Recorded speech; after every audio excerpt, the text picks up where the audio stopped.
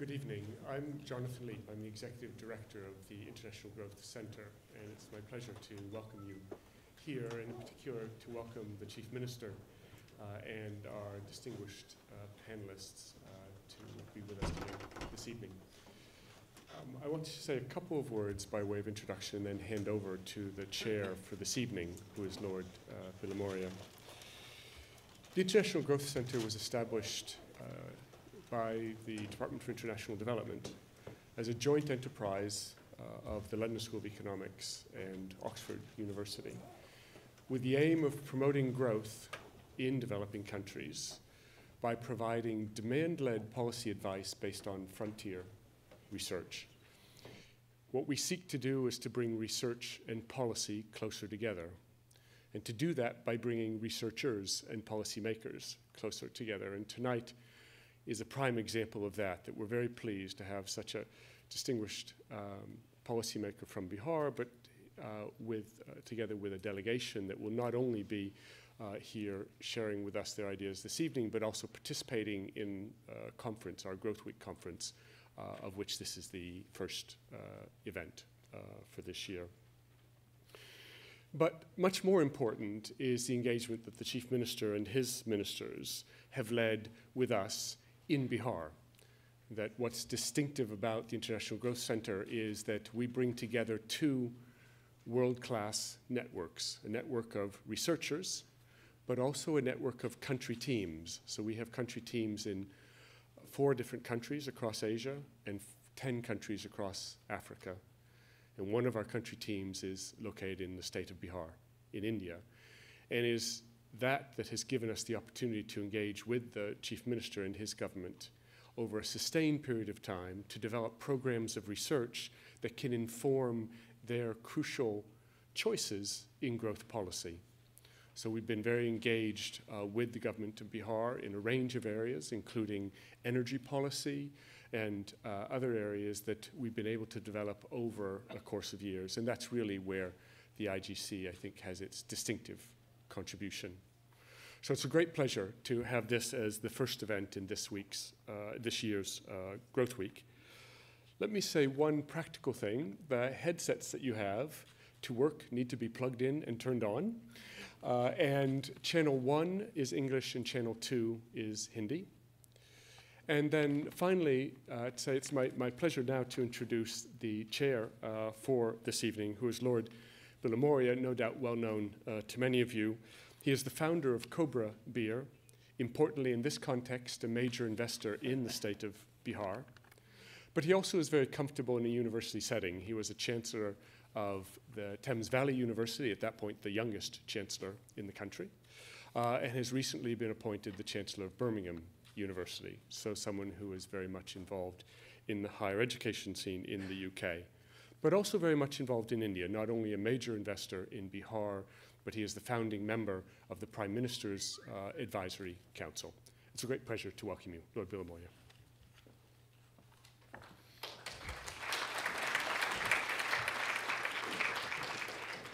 Thank you very much.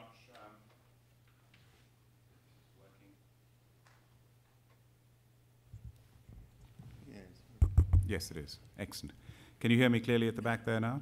Marvelous. Well, welcome, and Jonathan, thank you for welcoming us all here. This is a very déjà vu moment for me, because it wasn't long ago that we, in this particular hall right here at the London School of Economics, launched the book, The New Bihar, right here, and very, very recently, and we're talking about, along with one of my colleagues, one of the authors is Lord Stern, one of your eminent professors, who edited this book, and talking about the amazing growth of Bihar, and the subtitle is Rekindling Governance and Development. And it's been a most amazing journey. My family association with Bihar goes back to the 1950s, when my late father, General Bilimoria, was a young captain and was ADC to President Rajendra Prasad, the first president of India. And my family, my mother got married when my father was an ADC in the palace, And to this day, we keep in touch with Rajendra Prasad's family in Bihar. And later on, my father became Commander-in-Chief of the Central Indian Army, and Bihar came under his command.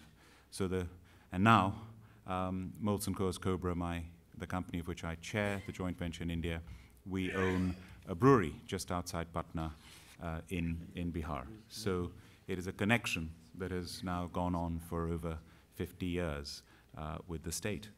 And it is a remarkable story, which you will hear from the Chief Minister, of how Bihar has been transformed over the past few years from a state which has always had huge challenges, huge problems, to now one of the fastest growing economies within India. And I've seen that firsthand in the 3 years that we have been manufacturing in Bihar. As the first multinational to come into Bihar, now following us, Carlsberg has also opened up a factory in Bihar as a second multinational in Bihar state, and there will be much more to come. So I've seen firsthand the amazing progress that is made on the ground in Bihar. So I look forward to an excellent session today, and we are greatly honored that we have with us today, and he's visiting for the first time the LSE, the Chief Minister of Bihar, Shri Jitan Ram Manjhi. Welcome to you, Chief Minister, here to the LSE and to London. He is serving as the 23rd Chief Minister of Bihar, having succeeded Nitish Kumar in May this year. And he comes from an amazing background. If you read his story of how he brought up in a village, the way he learnt, literally listening in to a tutor because he didn't have access to education, to eventually graduating from university, going into politics, and now, for many, many times, re-elected to the Assembly, a minister in the government of Bihar, and now Chief Minister of Bihar. So we're greatly privileged to have you here, sir. Welcome to Chief Minister.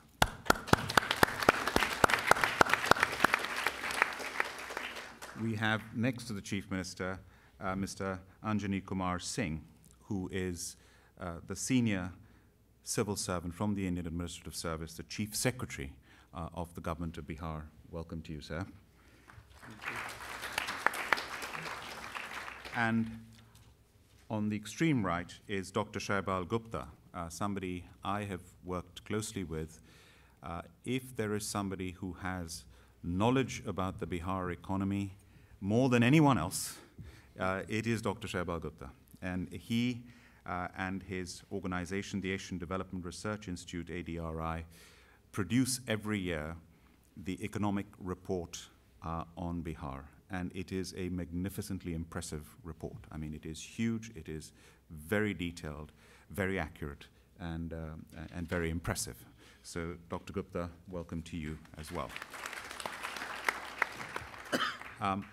On my left, we have, starting from my extreme left, Professor Robin Burgess, who's the founder of the International Growth Center, and it is really thanks to you that all this is going on, and a great expert in India, a lover of India, who's worked in India for many years, travels there regularly, hugely knowledgeable about India, with links not only to the LSE, but to Oxford University and Harvard as well. So, Robin, thank you very much for hosting us. And finally, Dr. Ruth Katumuri, who is, again, somebody who is at the LSE, champions India every single day. And I've seen this firsthand as well. Ruth, thank you again for hosting us. Thank you very much. So we're going to be... So now, if I may, the format is that the Chief Minister will be making a speech, followed by comments from Robin, Ruth, and Dr. Shaibal Gupta. And then we will open it out to questions from all of you and have a discussion for as long as is permissible. So now it gives me great pleasure, Chief Minister, to request you to speak to us. And if you'd like to speak from there or from here, wherever you're more comfortable.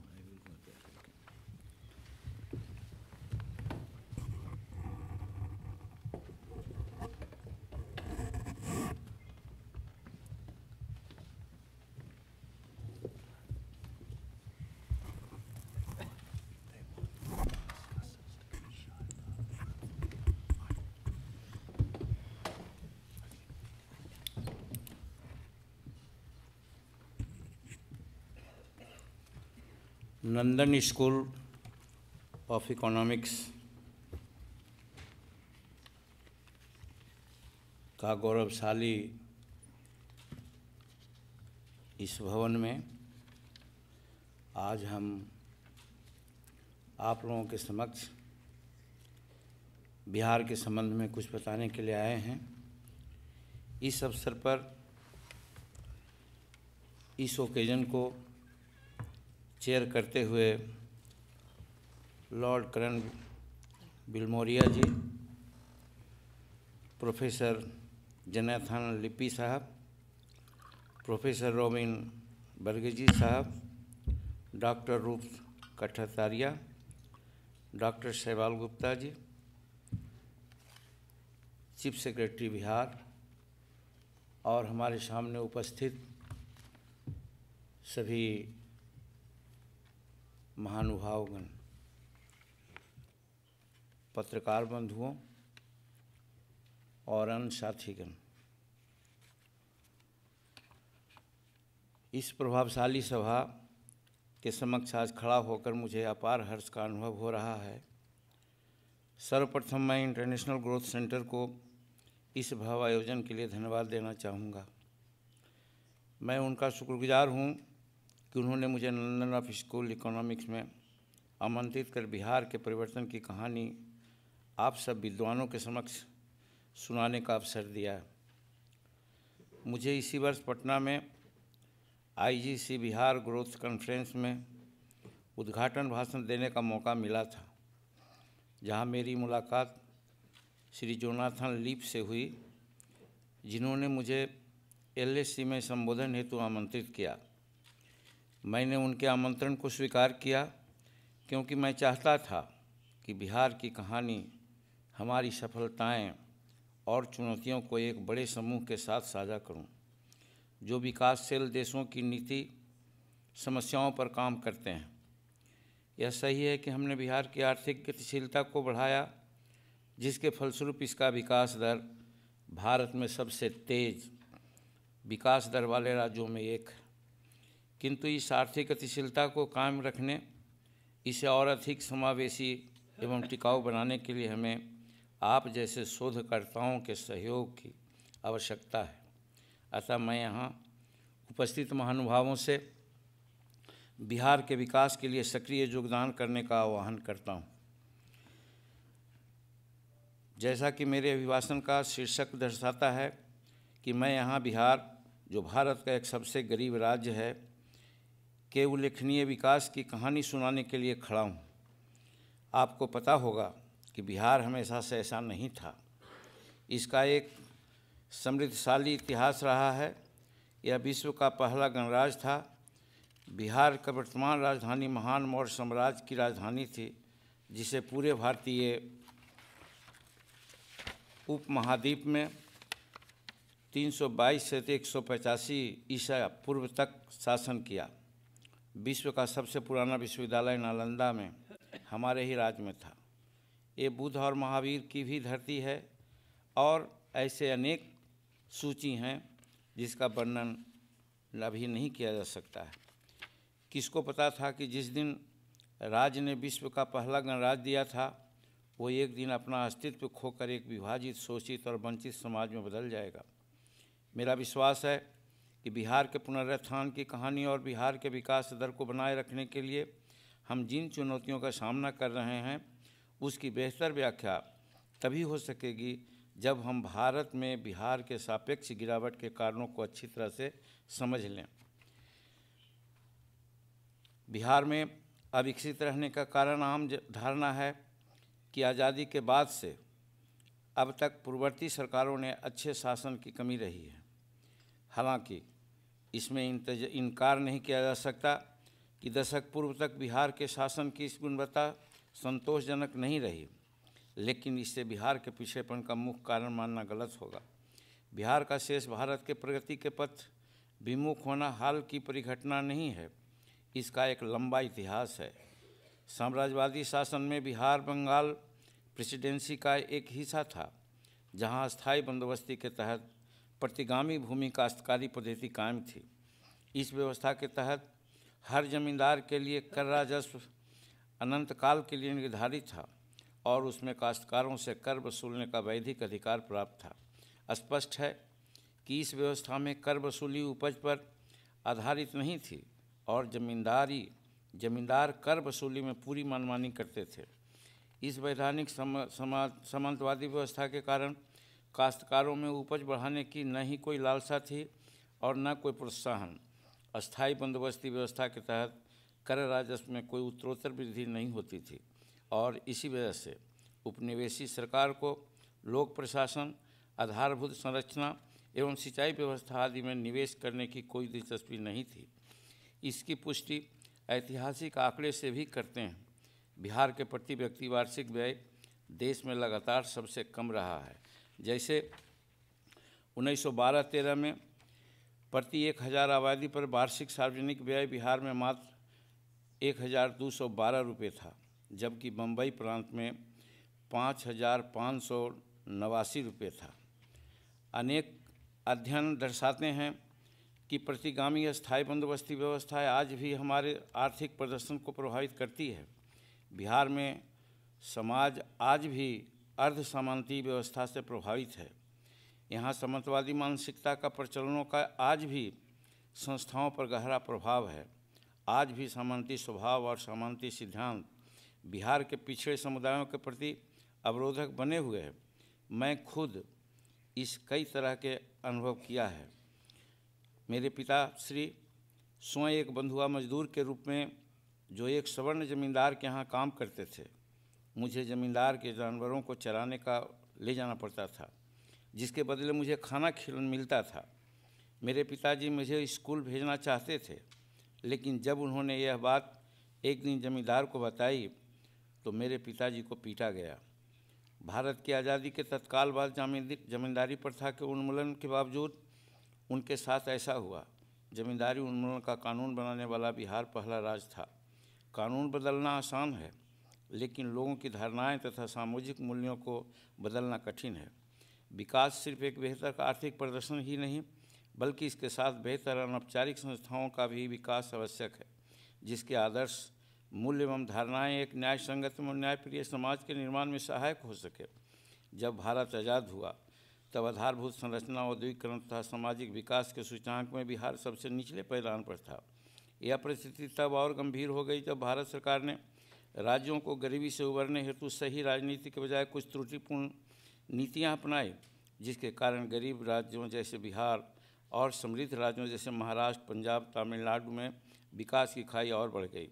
Bharat सरकार ने एक ऐसी मालवाहक सामान्यीकरण की नीति अपनाई, जिसके तहत मौलिक कच्चा माल जैसे लौह इस्पात, कोयला जो अविभाजित बिहार में प्रचुर मात्रा में मौजूद था, उसे समान नियत दाम पर संपूर्ण भारत के विकास के लिए सभी राज्यों को उपलब्ध कराया गया। इसका मतलब यह हुआ कि इन कच्चे मालों का दाम बिहार, पंजाब और महाराष्ट्र में एक हो गया, जिससे बिहार अपने लागत लाभ से वंचित रहा। इसका परिणाम यह हुआ कि बिहार को औद्योगिक विकास का कोई लाभ नहीं मिल सका और इसी कारण जहां भारत के दक्षिणी एवं पश्चिमी तटीय राज्यों में औद्योगिकरण हुआ और बिहार पिछड़ गया। इसके अलावा केंद्र सरकार ने दूसरे राज्यों की तुलना में बिहार को अपेक्षाकृत कम अनुदान आवंटित किया। कालांतर में बिहार के विभाजन के साथ खनिज पदार्थ एवं अवस्थित संस्थाएं झारखंड में चली गई, जबकि अविभाजित बिहार का लगभग 75% लोक ऋण का भार वर्तमान बिहार के हिस्से में आया। राज्य की वित्तीय क्षमता का पर प्रश्न चिन्ह लग गया। केंद्र सरकार की त्रुटिपूर्ण नीति के साथ साथ उत्तरवर्ती राज्यों सरकारों में भी इस ऐतिहासिक अन्यायों के खिलाफ लड़ने की प्रतिबद्धता की कमी और बिहार के पुनर्निर्माण करने की दूरदृष्टि का अभाव रहा। वर्ष 2005 में जब हमारी सरकार सत्ता में आई, उस समय बिहार को एक असफल राज्य के उदाहरण के रूप में देखा गया। विधि व्यवस्था पूरी तरह ध्वस्त थी। विभिन्न जातीय समूह अपनी अपनी निजी सेना रखते थे और इनके संघर्ष में प्रायः निर्दोष लोगों की हत्या होती थी। सार्वजनिक तथा सामाजिक आधारभूत संरचना की स्थिति दयनीय थी एवं कल्याणकारी योजनाओं का लाभ गरीबों तक ही कहीं नहीं पहुंचता था। राज्य एक दुष्चक्र में फंसा हुआ था, जहां भ्रष्टाचार, कानून विहीनता न केवल बर्दाश्त किया जाता था, बल्कि इसे कभी कभार महिमा मंडित भी किया जाता था।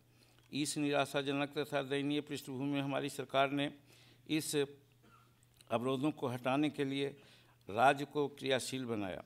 बिहार ने पिछले 7-8 साल में नाटकीय परिवर्तन देखा है।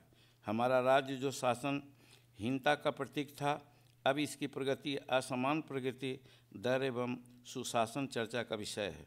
कुछ वर्षों की एक छोटी अवधि में ही हमने उन सार्वजनिक संस्थाओं का पुनर्निर्माण किया जो दशकों से कुशासन के कारण क्षय हो गई थी। हमने कानून का राज स्थापित किया, सड़कों तथा पुल पुलियों का निर्माण किया, विद्यालयों व अस्पतालों का जीर्णोद्धार किया। सबसे महत्वपूर्ण, हमने निराशावादी वातावरण को समाप्त किया तथा लोगों के मन में असुरक्षा की भावना को निकालने में सफलता हासिल की। इन प्रयासों के नतीजों से न केवल लोगों को गुणवत्तापूर्ण जीवन मिला, बल्कि बिहार भारत का सबसे तेज विकास दर करने वाला राज्य बन गया। राज्य का पिछले 7 सालों में औसतन विकास दर 10% से ऊपर रहा। बिहार न केवल उच्च गति से विकास कर रहा है, बल्कि इसके विकास दर में बहुसंख्यक गरीबों को गरीबी रेखा से ऊपर उठाया है। वर्ष 2005 में जब हमारी सरकार सत्ता में आई थी, बिहार की आबादी का 54% लोग गरीबी रेखा से नीचे थे। योजना आयोग के अद्यतन प्रतिवेदन के अनुसार वर्ष 2011-12 में बीपीएल अनुपात घटकर 53% हो गया। मात्र 5 सालों की अवधि में गरीबी में 20% से अधिक की कमी यह दर्शाता है कि आर्थिक विकास के लाभों में व्यापक हिस्सेदारी हो रही है और यह समावेशी प्रकृति का है। सवाल यह उठता है कि यह कैसे राज्य की अर्थव्यवस्था को वापस पटरी पर लाया गया। यहाँ मैं शुरू से ही स्पष्ट करना चाहूँगा कि यह परिवर्तन पूर्व मुख्यमंत्री श्री नीतीश कुमार के दूरदर्शी नेतृत्व के बिना संभव नहीं था। मुझे उनके मंत्रिमंडल में सदस्य के रूप में कार्य करने का सौभाग्य प्राप्त है और मैंने बिहार के पुनर्निर्माण के समेकित प्रयासों का निकट से देखा है। बिहार के मुख्यमंत्री के रूप में मेरा प्रयास है कि मैं बिहार के विकास की इस विरासत को अगले पायदान तक पहुंचाऊं। इस विद्वत समूह के समक्ष मैं विनम्रतापूर्वक कहना चाहता हूं कि जब मैं बिहार के पुनरुत्थान की बात करता हूं, तो हमारी सरकार ने उन करोड़ों लोगों की इच्छाओं आकांक्षाओं को साकार करने का प्रयास किया है जिन्होंने पिछड़ेपन से छुटकारा दिलाने और राज्य के विकास, उन्नति और सौहार्द के पथ पर ले जाने का जनादेश हमें प्रदान किया है। हमारे प्रयास मुख्यतः सफल क्रियान्वयन के साथ संस्थाओं का सुदृढ़ीकरण और नामाचारी नीतिगत पहल की अवधि है। अर्थव्यवस्था और समाज के सभी प्रमुख पहलुओं में सुधार राज्य के पुनरुत्थान पर आधारित है। अब मैं आप लोगों को कुछ महत्वपूर्ण क्षेत्रों में हुए संस्थागत सुदृढ़ीकरण की बात थोड़े विस्तार के साथ बताना चाहूँगा। सरकार की प्रथम और सर्वोच्च प्राथमिकता राज्य की विधि व्यवस्था बहाल कर कानून का राज स्थापित करने की रही है। लोगों के मन में सुरक्षा का भाव जगा है। वैधिक क्रियाओं और कानूनी साधनों के बिना समझौता हमने अपराध और अपराध कर्मियों के नियंत्रण के लिए स्पष्ट नीति की जिनका परिणाम चारों ओर देखा गया है। सलामती एवं सुरक्षा को सुनिश्चित किया गया। संगठित अपराध पर कड़ाई से अंकुश लगाया गया, जिसके परिणाम स्वरूप अपराध के ग्राफ में गिरावट आई है। इसकी परिणति नगरों, शहरों और गाँवों में जीवंत और उन्नतिशील जीवन दशा को देखने को मिली है। कानून एवं विधि व्यवस्था के सुधार राज्य सत्ता के प्राधिकार को पुनर्स्थापित करने का मार्ग प्रशस्त किया है।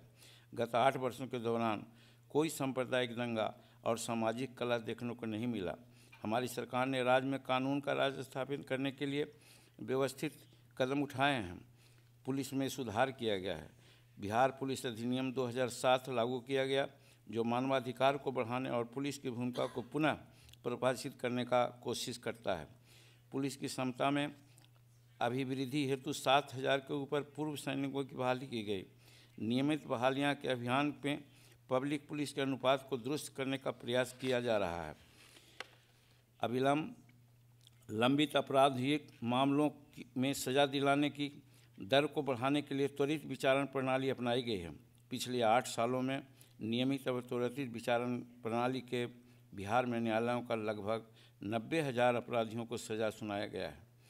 कारा प्रशासन को सुदृढ़ किया गया है।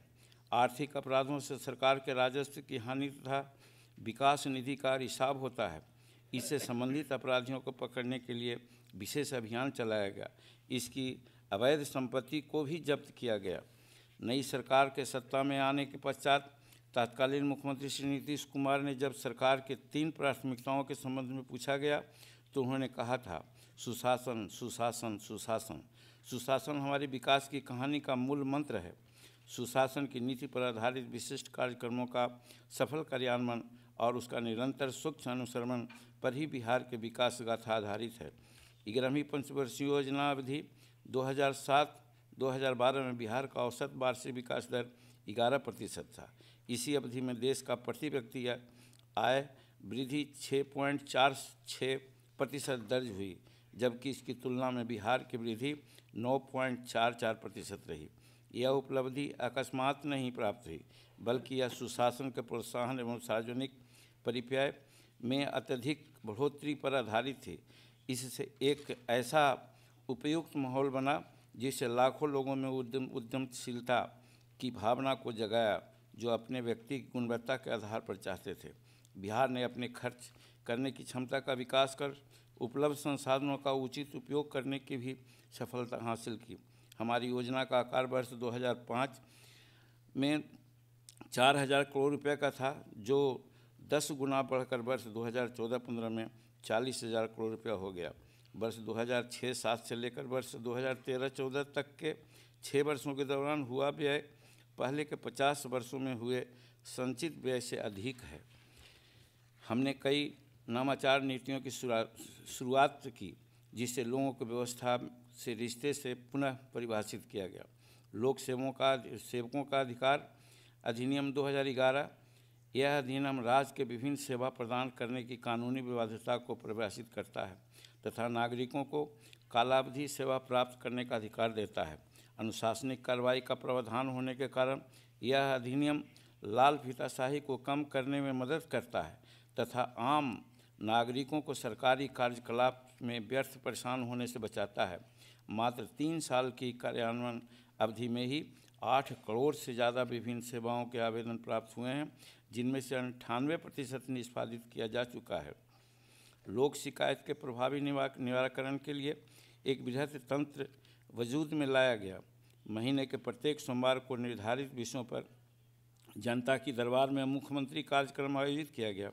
आवेदनों को उच्च स्तर पर अनुश्रवण हेतु मजबूत प्रबंधन सूचना प्रणाली को लागू किया गया। इस प्रकार की व्यवस्था क्षेत्रीय स्तरों, विभागों, जिला से थाना, प्रखंड पर लागू ही की गई, जहां जनता दरबार लगाने हेतु निश्चित दिन निर्धारित किए गए हैं। यह कार्यक्रम शासन और शासित वर्ग के बीच की खाई को पाटता है तथा संवादहीनता को दूर करने के साथ साथ सुनिश्चित करता है कि नीति बनाने वाले समान लोगों की परेशानियों से अवगत हों। लोक जीवन में भ्रष्टाचार को मिटाने की हमारी प्रतिबद्धता की जगह से बिहार देश का पहला राज्य है, जहां नौकरशाह, मंत्री और मुख्यमंत्री सभी अपनी राय एवं परिसंपत्ति को प्रत्येक वर्ष घोषित करते हैं और इसे वेबसाइट पर सार्वजनिक किया जाता है। हमारी भ्रष्टाचार के विरुद्ध जीरो टॉलरेंस की नीति के तहत सरकार ने बिहार विशेष न्यायालय अधिनियम 2009 तथा लोकायुक्त अधिनियम 2011 लागू किया। बिहार विशेष न्यायालय अधिनियम सरकार को लोक सेवा की अवैध संपत्तियों को विधिवत जब्त करने का अवसर देता है। इससे तहत भारत ने कई भ्रष्ट पदाधिकारियों की अवैध संपत्ति को जब्त कर उसे स्कूल खोले।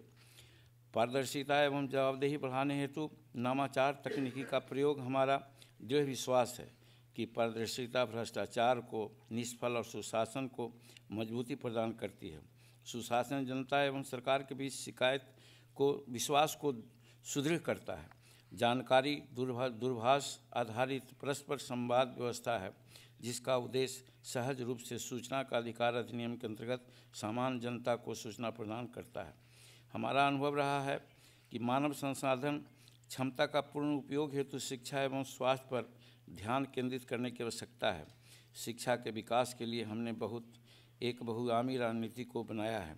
नए विद्यालय खोलकर स्कूलों तक पहुंच बढ़ाने, विद्यालयों में कक्षाओं का निर्माण करने, प्राथमिक विद्यालयों को उच्च विद्यालयों में उत्क्रमण, नामांकन में प्रोत्साहन, हाशिए तथा स्कूल से बाहर रह रहे बच्चों को स्कूल में लाने पर जोर दिया है। लिंग समानुपात में बढ़ोतरी, विद्यालयों की गुणवत्ता में सुधार तथा विश्वविद्यालय संस्थानों की स्थापना हेतु हमने विशेष कदम उठाए हैं। वर्ष 2005 में प्राथमिक विद्यालयों में नामांकन दर 86.5% था, जो वर्ष 2012 में बढ़कर 97% हो गया। वर्ष 2006 में सरकार द्वारा साइकिल योजना प्रारंभ की गई, जिसके तहत वर्तमान में वर्ग 9 के प्रत्येक छात्र छात्राओं को 2,500 रुपये साइकिल खरीद के लिए दिया जाता है।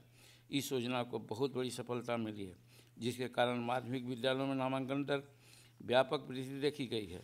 खासकर छात्राओं का नामांकन में IGC के एक अध्ययन के अनुसार छात्राओं का नामांकन की दर 40% की वृद्धि हुई है। छात्राओं के नामांकन में अप्रत्याशित वृद्धि की वजह से इस कार्यक्रम को देश के अन्य राज्यों ने भी लागू किया है। प्राथमिक शिक्षा के विस्तार के कारण माध्यमिक शिक्षा की मांग में बढ़ोतरी हुई है। हमने प्रत्येक पंचायत में एक उच्चतर माध्यमिक विद्यालय की स्थापना के लिए नीतिगत निर्णय लिया है।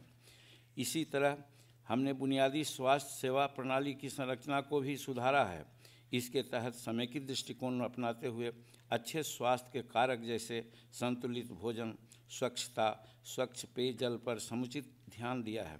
इस व्यवस्था के तहत स्वास्थ्य पर सार्वजनिक व्यय में वृद्धि, स्वास्थ्य संरचना के क्षेत्रीय संतुलन में कमी, स्वास्थ्य संबंधी संसाधनों का आदर्श उपयोग, स्वास्थ्य कार्यक्रमों का विकेंद्रीकरण, जिला स्वास्थ्य प्रणाली में प्रबंध कर्मियों का प्रवेश और भारतीय लोक स्वास्थ्य मानकों को पूरा करके राज्य के हर प्रखंड सामुदायिक स्वास्थ्य केंद्रों को कार्यशील अस्पतालों में बदलना शामिल है।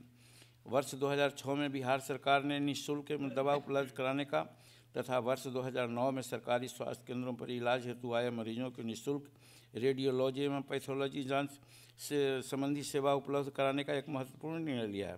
परिणाम स्वरूप 2005 में प्राथमिक स्वास्थ्य केंद्रों के इलाज हेतु आए मरीजों की संख्या एक माह में मात्र 39 से बढ़कर वर्ष 2012 में 8,500 हो गई। वर्ष 2005 में शिशु दर 61 प्रति हज़ार से घटकर वर्ष 2011 में 44 प्रति हज़ार हो गया, जो राष्ट्रीय औसत के बराबर है। सरकार ने टीकाकरण कार्यक्रम को सुदृढ़ करने के लिए पुरजोर अभियान चलाया, जिससे टीकाकरण का आच्छादन बढ़कर 70% हो गया, जो राष्ट्रीय औसत 61% से अधिक है। हमने मानव विकास मिशन नाम से एक विशेष मिशन बनाया है, जो मानव के बहुआयामी विकास जैसे स्वास्थ्य, शिक्षा, स्वच्छता, समाज के हाशिए पर रहने वाले सभी लोगों का कल्याण, कौशल विकास, नियोजन, तकनीकी एवं वैज्ञानिक नवाचार इत्यादि पर जोर देता है। इस मिशन में विशेष निगरानी हेतु लक्ष्य निर्धारित किए हैं तथा इसकी प्रगति की नियमित समीक्षा की जाती है, जो हमारी उपलब्धि को और बेहतर बनाने के साथ साथ हमारी कमियों को भी दूर करती है। उत्तम आधारभूत संरचना किसी भी राज्य के विकास के लिए अति आवश्यक है। बिहार में सड़कों तथा पुल पुलियों का जाल बिछाया गया है। पिछले 8 सालों में पथ निर्माण विभाग एवं ग्रामीण कार्य विभाग दोनों ने मिलकर 55,000 किलोमीटर से अधिक बृहत और ग्रामीण सड़कों का निर्माण किया। आवागमन बढ़ाने हेतु 14,400 किलोमीटर से अधिक बृहत एवं लघु पुल एवं पुलियों का निर्माण कराया गया। अब हम 250 लोगों की आबादी वाले सभी ग्रामीण बसावटों को सड़क से जोड़ने का कार्य कर रहे हैं। वर्ष 2005 में प्रत्येक दिन मात्र 3.3 किलोमीटर सड़क का निर्माण किया जाता था। वर्तमान में औसतन 35 किलोमीटर सड़क का निर्माण प्रत्येक दिन हो रहा है। वर्तमान में सड़क तथा पुलों के निर्माण की दिशा में लोक निजी साझेदारी के तहत महत्वपूर्ण सफलता प्राप्त हुई है। इस क्षेत्र में हमने विभिन्न नवाचारी नीतियाँ अपनाई, जो दूसरे राज्यों के लिए भी आदर्श बनती है। उदाहरण के लिए पथ निर्माण विभाग द्वारा चलंत निरीक्षण सॉफ्टवेयर का इस्तेमाल कर अनुश्रवण का कार्य किया जा रहा है, जिससे अभियंताओं के निरीक्षण में गुणात्मक सुधार हुआ है तथा इससे आसानी से कार्य स्थल पर उसके भ्रमण की जानकारी भी प्राप्त हो जाती है। कई राज्यों जैसे उड़ीसा, झारखंड, मध्य प्रदेश ने इस प्रणाली को अपनाया है। बिहार राज्य पुल निर्माण निगम, जो कि पूर्णतः निष्क्रिय एवं घाटे में चलने वाली सार्वजनिक इकाई थी, को काया पलट कर लाभ अर्जित करने वाली इकाई में परिवर्तन किया है, जिसकी कहानी एक बार पुनः ऐसे नीतिगत पाठ प्रस्तुत करती है जिसे अन्य राज्यों द्वारा उपयोग में लाया जा सकता है। राज्य की कुल जनसंख्या का 89% लोग ग्रामीण क्षेत्रों में निवास करते हैं तथा 76% लोग आजीविका के लिए कृषि पर आधारित हैं, अतः कृषि को हमने उच्च प्राथमिकता दी है। वर्ष 2008 में कृषि का पहला रोड मैप क्रियान्वित किया गया। मुख्यमंत्री क्रैश सीड एवं सीड विलेज कार्यक्रम काफ़ी सफल रहा। इस प्रयासों के कारण राज्य में गेहूं एवं चावल की औसत उत्पादकता वर्ष 2011-12 में राष्ट्रीय औसत उत्पादकता से भी ऊपर है। हमने धान में 224 क्विंटल प्रति हेक्टेयर तथा आलू में 729 क्विंटल प्रति हेक्टेयर का उत्पादन में विश्व कीर्तिमान स्थापित किया है। प्रथम कृषि रोड मैप की उपलब्धियों से उत्साहित होकर हमने दूसरा कृषि रोड मैप तैयार किया है। किसानों को केंद्र बिंदु में रखकर 2012-17 का कृषि रोड मैप कृषि के विकास के लिए एक विस्तृत रूपरेखा प्रस्तुत करता है। यह उत्पादन और उत्पादकता की गुणात्मक वृद्धि लाने का प्रयास है। उचित तकनीकी एवं प्रबंधन के साथ संसाधनों का उचित इस्तेमाल से अन्न, दलहन, तेलहन, फल, सब्जियां, ईख, जूट, मधु, मसरूर, दूध, मांस, अंडा एवं मछलियों के उत्पादन में उत्साहजनक परिणाम प्राप्त करने का लक्ष्य है, जिससे हमने इंद्रधनुषी क्रांति का नाम दिया है। राज्य सरकार प्रारंभ से ही नारी सशक्तिकरण के प्रति कृत संकल्पित है। महिलाओं को सशक्तिकरण में, राज्य के विकास में उनको समान भागीदारी बनाने का, उनके साथ होने वाले भेदभाव को समाप्त करने के लिए उपाय किए हैं। राज्य सरकार ने पंचायती राज संस्थाओं और स्थानीय नगर निकायों में महिलाओं को 50% आरक्षण दिया है। इसी प्रकार शिक्षकों की नियुक्ति में भी महिलाओं को 50% आरक्षण दिया है। महिलाओं के साथ होने वाली हिंसा और प्रभावी रूप से नियंत्रण करने के लिए सभी जिलों में अलग अलग महिला पुलिस थाने खोले गए हैं और हमने सिपाही और पुलिस अवर निरीक्षकों की बहाली की है और महिलाओं को 35% का आरक्षण दिया है। जीविका के नाम से ज्ञात बिहार ग्रामीण जीविका परियोजना बिहार सरकार की अपनी पहल है। इसका लक्ष्य ग्रामीण क्षेत्रों में गरीबों को सामाजिक और आर्थिक रूप से सशक्त कर तथा उसकी आमदनी में वृद्धि कर महिलाओं को स्वावलंबी संस्थाओं में विकसित करना है। इस कार्यक्रम के तहत जहां एक और महिलाओं को उनके उत्पादन का उचित लाभ और बेहतर सेवाएं मिल सकेगी, वहीं दूसरी ओर सार्वजनिक एवं निजी क्षेत्रों में परिसंपत्ति एवं साख पर उनका पहुंच सुदृढ़ होगी। इसका लक्ष्य 1.25 करोड़ गरीब ग्रामीण परिवार को 10 लाख स्वयं सहायता समूह का संगठित करना है। हमने सुशासन के साधनों का उपयोग कर गरीबी, पिछड़ापन और प्रशासनिक अराजकता का अभिशापित बिहार को देश का सबसे तेज विकसित होने वाले राज्यों में बदलने का काम किया, लेकिन हमने उच्च विकास दर को हासिल करने की समावेशी लक्ष्यों के साथ समझौता नहीं किया। महादलितों, दलितों, अति पिछड़ों और पिछड़े वर्गों, अल्पसंख्यकों और महिलाओं के लिए विशेष कल्याणकारी कार्यक्रम चलाए जा रहे हैं।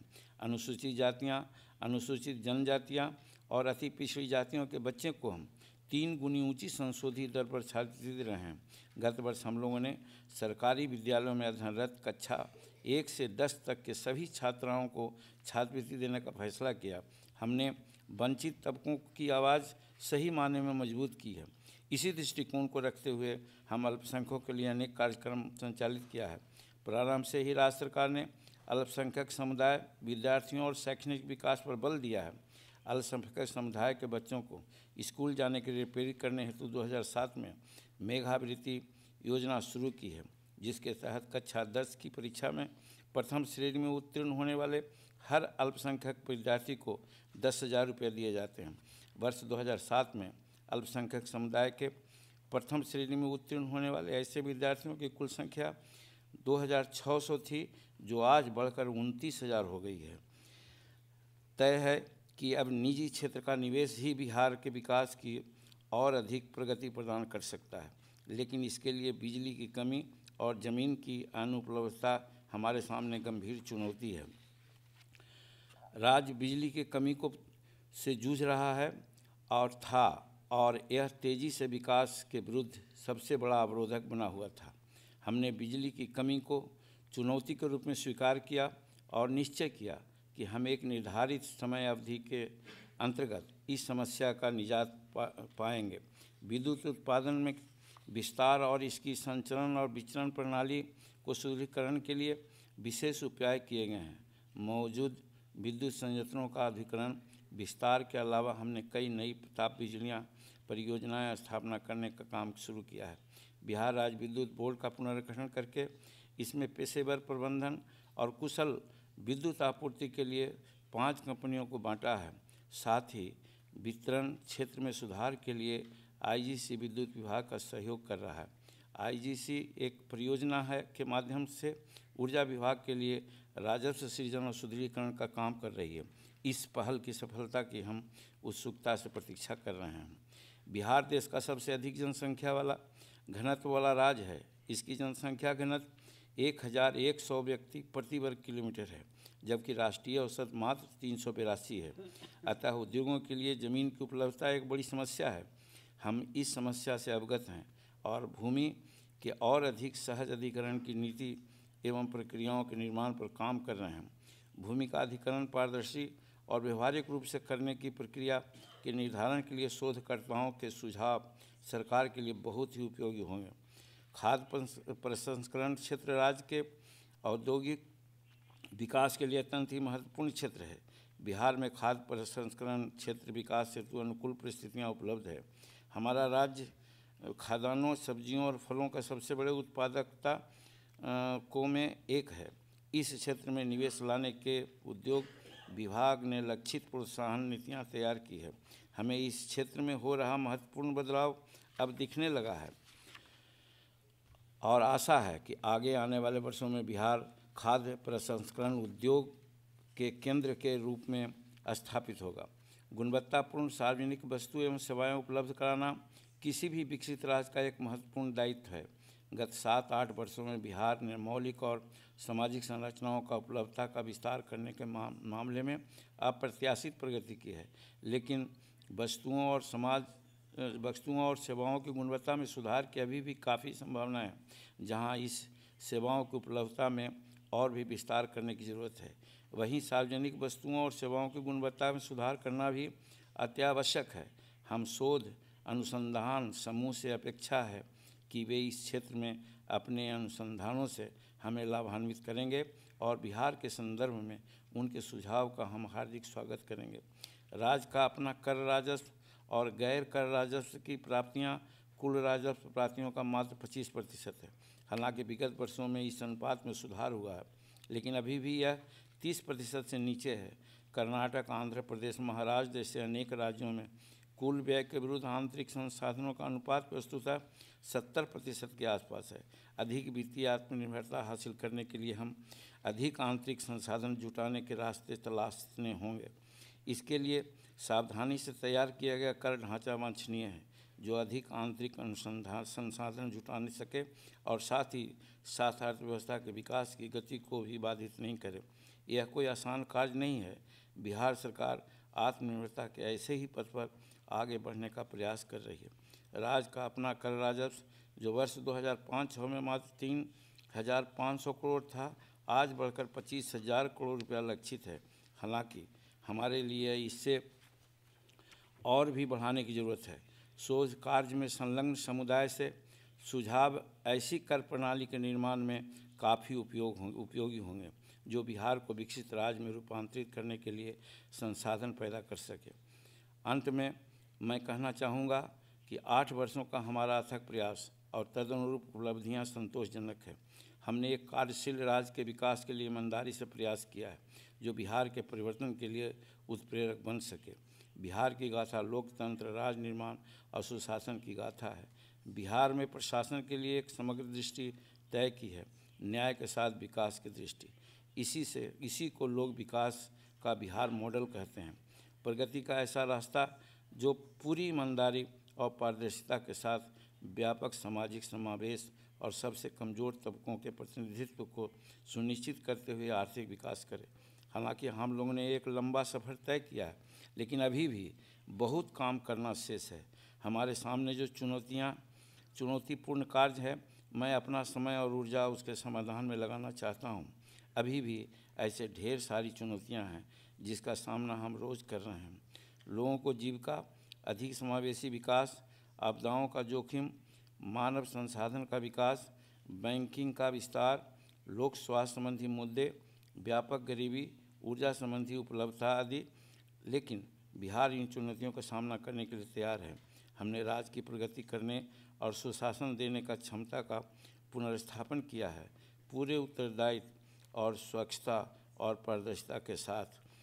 इसके अलावा हम इस गौरवशाली सभा में ये भी कहना चाहते हैं कि इन बातों के अलावा हमारा एक सेक्टर ऐसा भी है जहां हम पहुंच नहीं पाए हैं, वो सेक्टर है गरीबों का। वो गरीबी में वैसे हमारे राज्य में चिन्हित किया है दलित, महादलित, अल्पसंख्यक, अति पिछड़ा, लेकिन हम समझते हैं कि इन तीनों चारों कैटेगरी के अलावे भी गरीब तबके के लोग जो स्वर्ण जातियों में भी हैं, उनके विकास के लिए भी हम लोगों ने काम किया है। विभिन्न प्रकार के आयोग जैसे महादलित आयोग, अति पिछड़ा आयोग, अनुसूचित जाति आयोग या सवर्ण आयोग की स्थापना कर हम लोगों ने अनुशंसाएं चाही है, उनकी अनुशंसाएं आ रही है, जिसके आधार पर हम काम कर रहे हैं। अभी जो मैंने कहा कि गरीब तबके के लोगों के लिए, जिसमें अल्पसंख्यक हैं, अति पिछड़े हैं और शेड्यूल कास्ट, शेड्यूल ट्राइब्स के लोग हैं, उनके बच्चे अगर फर्स्ट डिवीज़न पास करते थे तो उनको हम 10,000 रुपया देने की बात की थी, लेकिन अभी 2 महीना पहले ही नहीं हुआ है। हमने ये सोचा है कि हमारे बिहार की जो स्थिति है, जबकि ये बहुत हमारे लिए सराहनीय नहीं होगी कि जो मैं कह रहा हूँ, लेकिन व्यक्तिगत रूप में हम अनुभव करते हैं कि जो फर्स्ट डिवीज़न लाने वाले बच्चे और बच्चियाँ हमारे के यहाँ होते हैं, वे 2 प्रकार से फर्स्ट डिवीज़न लाते हैं।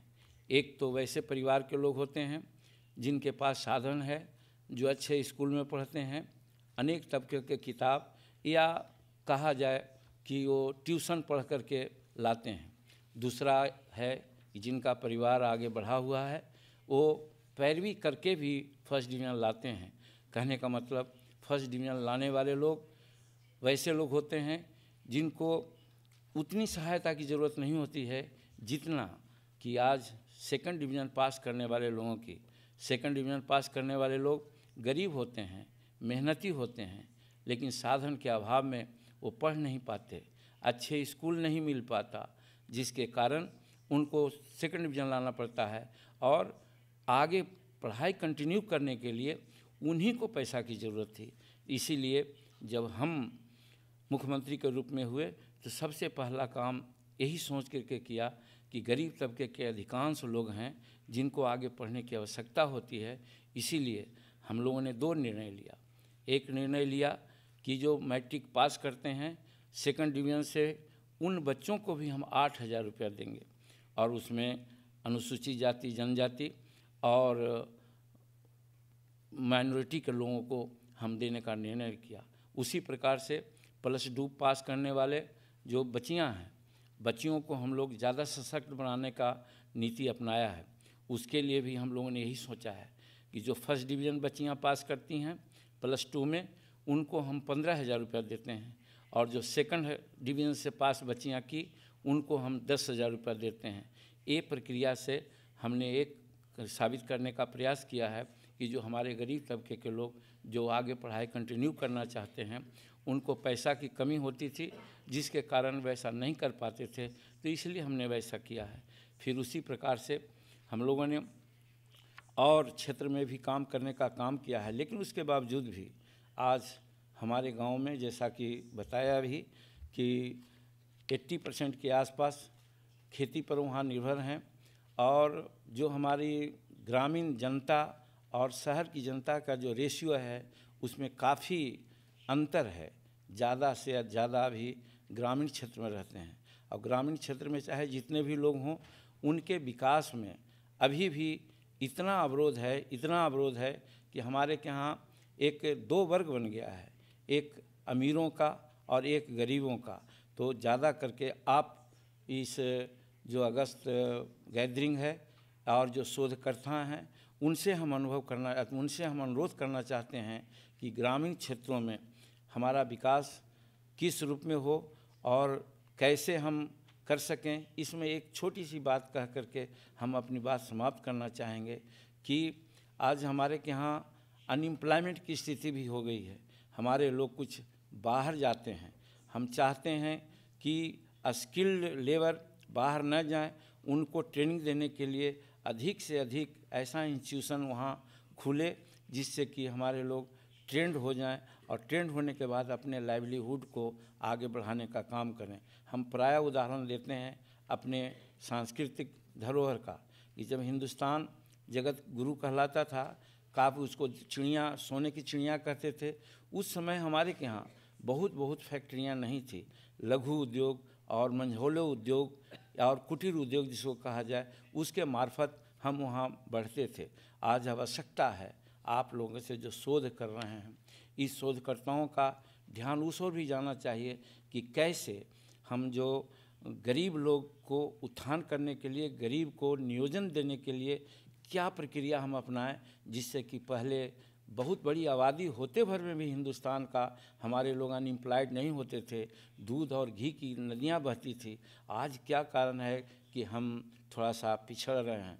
तो इसलिए आपसे अनुरोध है, आपसे प्रार्थना है कि इस दिशा में भी आप अपना एक दृष्टिकोण रखेंगे, शोध करेंगे, हमें बताएंगे कि कैसे अधिक से अधिक लोगों को हम नियोजन दे सकें, कैसे हमारा कुटीर उद्योग, मध्यम उद्योग, लघु उद्योग या पशुपालन, मत्स्य पालन या खेती किस तरह से हम करें। क्योंकि आज भी हमारी खेती वैज्ञानिक ढंग से नहीं हो पा रही है। हम लोग खेती कर रहे हैं कुछ पारंपरिक ढंग से, जिसके चलते अभी यद्यपि हम कहीं कहीं काफ़ी विश्व कीर्तिमान किया है, लेकिन लार्जर स्केल में नहीं हुआ है। उसको लार्जर स्केल में करने की आवश्यकता है। इस ओर भी आपका हम ध्यान आकर्षित करना चाहते हैं और आपसे अनुरोध करना चाहते हैं कि इस माने में भी हमें आप मदद करें, ताकि हम हर तरह से अपने गरीब जनता को, खास करके ग्रामीण जनता को हम आगे बढ़ा सकें। और जब तक कि ग्रामीण जनता को हम आगे नहीं बढ़ाएंगे, हम हिंदुस्तान को या बिहार को आगे नहीं बढ़ा सकते हैं। इसलिए बिहार के परिप्रेक्ष्य में विशेष रूप में आपने कहना चाहते हैं कि हमारे गरीब ग्रामीणों को आगे बढ़ाने के लिए इन सब बातों को, जिसकी चर्चा मैंने की, कुटीर उद्योग है, मध्यम उद्योग है, लघु उद्योग है, कृषि है, गौपालन है, मत्स्य पालन है, इस ओर एक सभ्य क्या कार्रवाई की जा सकती है। वैसे हम लोगों ने इस पर कार्रवाई की है, कुछ नीतियां अपनाई हैं और पशुपालन विभाग के माध्यम से काम कर रहे हैं, लेकिन वो उतना कारगर नहीं हो रहा है जितना कारगर हम चाहते हैं।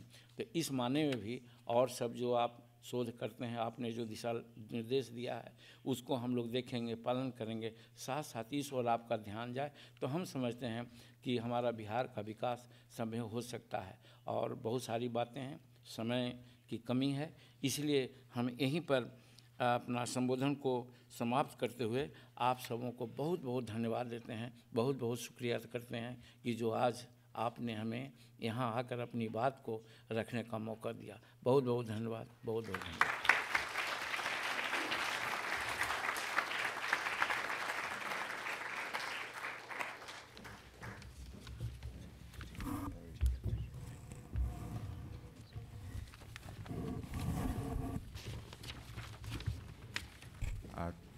Chief Minister, thank you very much for that excellent lecture, which I'm sure has not only informed everyone, but will lead to lots of questions when we have the discussion. Thank you very much, and it's a real privilege to have you here. If I may now request some comments from three of our panelists, starting with Dr. Shaibal Gupta, the founder of the Asian Development Research Institute.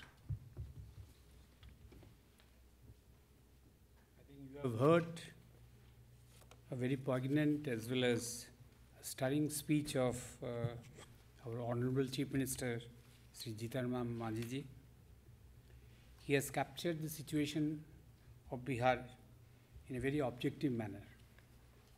Now, his speech can be categorized at three levels: historical, pre-independence, then post-independence period, and the current situation of the last 8 years.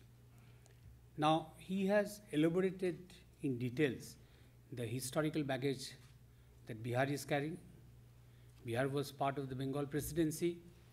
This was part of the permanent settled area. And in the permanent settled area, the revenue generation was limited, and because there was the intermediaries, historically the governance was also very limited. Now in the process, historically the governance suffered, which has a continual resonance even in the post-independence period. In the post-independence period, because of various factors, because of the lowest per capita expenditure and various other things, Bihar could not develop. Now one of the things which happened in the context of Bihar, that because Bihar couldn't get a proper financial support, whatever state that was there, that started collapsing. It's not that before independence, the state in Bihar was in firm state, but in the post-independence period, whatever state that was there, that started collapsing. But I think in the last couple of years, since the previous Chief Minister, Mr. Nitish Kumar, took over the government of Bihar in 2005, there was a concerted effort to do the resurrection of the state. Now his strategy has been twofold. One, techno-managerial. In the process of techno-managerial intervention, which Mr. Jitan Ram Manjhi has elaborated in quite details, there has been quite a substantial change as far as growth is concerned. Not only the growth has taken place, but there has been substantial reduction in the poverty as well. But one of the most critical things which happened during this period, which was started by Mr. Nitish Kumar but continued by Mr. Jitan Ram Manjhi, that the state which was not functional, it was resurrected and the authority of the state was restored. Now in the process, state of Bihar developed quite substantially, which he has elaborated what are the techno-managerial strategy that has been worked out. I would like to point out one thing, that while there has been quite a substantial progress in the state on the various agenda, one point which needs to be taken care of about the institutional reform. The techno-managerial reform has its limit, but the institutional reform has a very key element. Now, one of the very important thing is related to land reform. Mr. Chief Minister has already elaborated that because of the permanent settlement, because of the historical baggage of feudalism, because of the limited resource generations, what Bihar had to face. Now, in that background, I think one of the important tasks which has to be taken up in future is related to institutional reform, and especially related to land reform. So I would like to conclude, and I would like to congratulate the Chief Minister for his very interesting speech, which can be categorized at 3 levels: historical, post-independence, and the last current 8 years. And these can be categorized into 2: one, techno-managerial strategies, and other, the institutional reform which is to be taken up. That is the incomplete task which has not been taken up in the context of Bihar. Now, I would not like to elaborate because other panelists are there, and I am extremely grateful to IGC that they have given opportunity to be discussant of the Chief Minister. Thank you.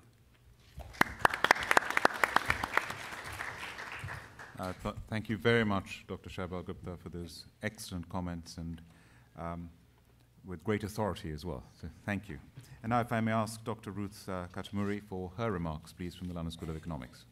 Thank you, Karan. Thank you, Chief Minister Manjhi, for telling us such an interesting story today. I'd firstly like to congratulate the Bihar government for turning things around in the last 10 years with progressive policies, spectacular growth rate, and good governance. I particularly like your vision of development with justice. International organizations like DFID and IGC are also playing a constructive role in the Bihar development story.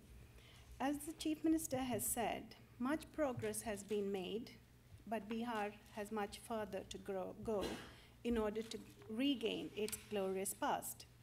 As your story illustrates, good governance has been a strong driver for implementing Progressive policies and governance must continue to be strong in enabling sustainable and inclusive growth. Bihar requires growth in all sectors to be much higher than the national average in order to catch up with higher performing states in India. Bihar is steadily achieving these goals. Here I'd like to discuss three main points. Firstly, investment in human capital. Bihar has made great progress in education in recent years, as the Chief Minister was saying. And I was quite impressed when I looked online to see how many institutions of higher education have come in, and very good educational institutions have been developed in recent years. I'll just name a few. One is the All India Institute of Technical Education, which had been started in 1886. However, it has been renewed more recently. Then there is the Central University of Bihar, which was set up in 2009. And these are all eminent universities with high standards in India. Then other institutes include IIT in Patna, All India Institute of Medical Sciences, Birla Institute of Technology, Patna Women's College, etc.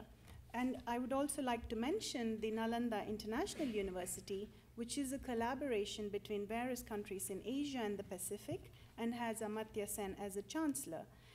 It is planning to start taking students in the fall of 2014.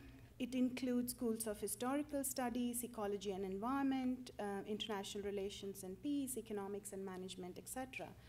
This international university and Bihar government could establish a collaborative program to the study of Bihar, perhaps through setting up one school specially dedicated to enhance and enable the study of Bihar and its growth and development within the National Nalanda International University structure. IGC and JPAL and other institutions based in Bihar might already be working with some of these universities. If not, there are interesting opportunities to develop collaborations to jointly work with some of these universities which are based in Bihar. And in the same context of human capital, I'd like to briefly mention about health services. When I visited Patna in 2012, I'd sprained my ankle, and I was referred to by one of the senior officials in Bihar to an X-ray place in Patna. It's a funny story, so take it with a light heart. I was surprised that my X-ray was clipped on a clothesline to dry it, which was a very innovative, enterprising solution for faster results under the constraints of limited electric supply. But my understanding from that is there's so much more that needs to be done to improve the infrastructure and technology for health services. The second point I'd like to talk about is the involvement of Bihar diaspora. People from Bihar, wherever I meet them in the world and in the country, are very intelligent, hardworking, and capable people. People who have migrated to various parts of India and internationally are extremely productive and successful in wherever they are. Involving them and engaging with them in both private and public sector in Bihar will be greatly beneficial for its development. Understanding and analysis of inward remittances and investments into the state by the diaspora would greatly enhance Bihar's development. In the context of education, one of the questions I would like to ask the Chief Minister or mention a comment is that I actually am very interested in his inclusive model of different sectors, but one of the things I would like to highlight is the fact about disabled children. And I think it's important to enhance opportunities. I think disability is a crucial aspect of inclusion that we very often forget. So the third point I'd like to make is the investment for enhancing tourism. The heritage of Patliputra, Bodh Gaya, and other regions of Bihar has great potential for tourism. I was very interested to read about Mahatma Gandhi Setu, which is a 5.7-kilometer single river bridge connecting Patna to Hajipur. Investing in necessary infrastructure for tourism will enhance economic and employment opportunities in Bihar. While we were discussing earlier, the Chief Minister mentioned that already a lot of progress is being made in this direction. I'd like to also add a comment regarding the challenge of land availability in Bihar. At the moment, in my view, in the little impression I have of Patna, is the very few high-rise buildings, even in Patna, which is the capital. So there is a scope to manage your land issues by developing high-rise buildings. Chief Minister, I hope my comments are helpful for enhancing your policies and planning.